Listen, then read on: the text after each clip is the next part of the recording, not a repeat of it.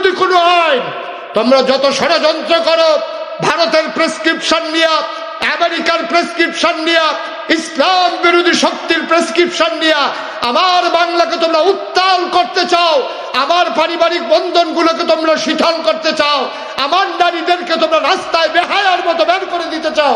খোদার কসম, ইসলামের উপরে আঘাত আসলে বাংলার মুসলমান চুপ করে থাকবে না। ঠিক কিনা বলেন?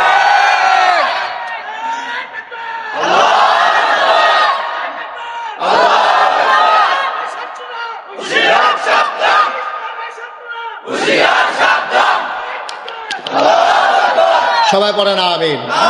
যুগে যুগে ইসলাম নিয়ে অনেক ষড়যন্ত্র হয়েছে। আমরা সবাই সজাগ থাকতে হবে, সচেতন থাকতে হবে। আমি বলেছি নারীর উপরে জুলুম হচ্ছে, আমরা এই জুলুমের বিরুদ্ধে। আমরা বলেছি নারী নির্যাতিত হচ্ছে।